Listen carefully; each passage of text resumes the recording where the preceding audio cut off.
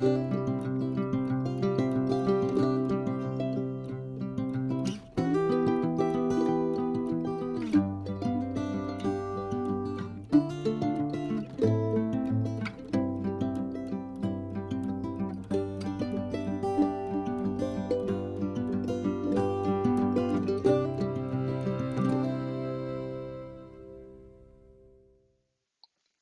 morning thought is the power of weak ties. Um, so I should take a moment. I guess if you don't know who I am, I'm Larry Cornett. I'm the founder of Invincible Career. So I talk a lot about leadership, career growth, solopreneurship, entrepreneurship, starting small businesses, and things like that. So weak ties. Um, some interesting research around this. So we've essentially modeled out graphs that show networks, connections between people. Especially with things like social media, you can start to see the networks that people have, who they're connected to, how strong that connection is. LinkedIn obviously has a huge graph that connects all the people based on where they worked and who worked with who and how soon, how long ago you worked with that person, things like that. School networks, friendships, and things. So there's really strong ties to people, really dense graphs where you know everybody in the network and they know everybody. And it's a really small, tight-knit community. That's probably like a really small town, a company where everybody works together, a class in a school. And then there's really sparsely populated networks that maybe don't even connect at all. And so there are people that work here in this company and in this company. It's a completely different industry. There is no overlap. Nobody crosses over. There's absolutely no connections whatsoever. And then there's something called weak ties. And it's a little counterintuitive to think that weak ties are actually, in many ways, maybe more valuable. And this is something that's a little hard to understand at first, but as you think about it, it makes a lot of sense. So you'll have like two very dense, strongly connected networks, one over here and one over here. And they're both really valuable. They both have a ton of great people in them. If they're never connected at all, then there is no information transfer. There's no people transferring across. There's no benefit happening because they don't know anything about each other. But when there are weak ties, so there are a few individuals here and a few here that know each other, or maybe people who've kind of cross pollinated and gone into the other organizations, the other network. Now, knowledge and information is being transferred across these networks, and connections are being transferred across these networks. So these are people that maybe you were pretty well connected with decades ago, people you went to high school with, people you went to college with, people you worked with, 15, 20 years ago, and you're lightly connected. You touch base every once in a while, but you're not seeing each other every day. So you're not working together every single day like you are with your coworkers. You're not seeing them in a coffee shop every day. You're not on the phone every day. So it's not like your best friends or your family or your boss or your coworkers. These are people that used to be connected to you. And you touch base. You'll check in every once in a while. Maybe you'll have lunch, a couple times a year or something like that.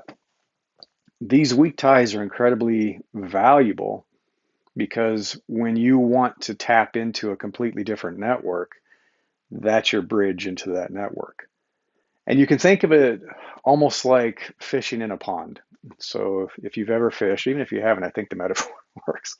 So if there's a small pond that you're fishing in every single day, sooner or later you're tapped out. Like the fish get used to your lures and your technique. Maybe you catch all the fish that are of the right legal size to catch. You can't catch any more fish in this pond. It's not going to work for you anymore. You'll have to move to a different pond or a lake or a stream or a river or even the ocean, right?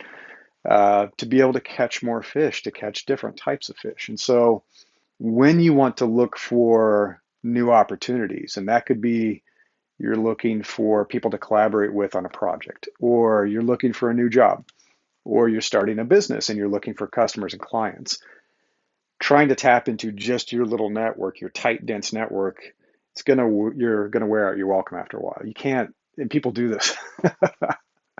They'll start a business and they sell like whatever it might be. And I'm sure we all have our favorite example of the family member who starts selling something And then they're trying to sell to all their friends and all their family, and everybody's like, okay, enough, enough, enough. They have to go outside their network to have any chance of a fresh connection and new sales, new customers. So the weak ties are your ticket to new connections, new opportunities, new information, and being able to grow. And I've definitely seen this in my career. I think a lot of people have. They work in a certain industry, in a certain geographic location, and I don't want to say they wear out their welcome, but people are used to them. They've heard their story before.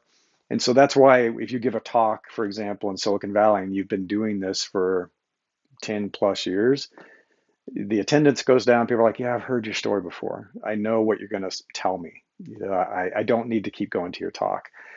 And it starts to kind of fade away.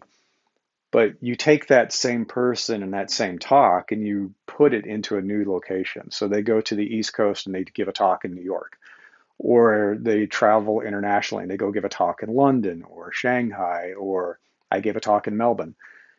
And it's brand new and it's fresh and you're a new face and people are really excited to see you. It's really nice.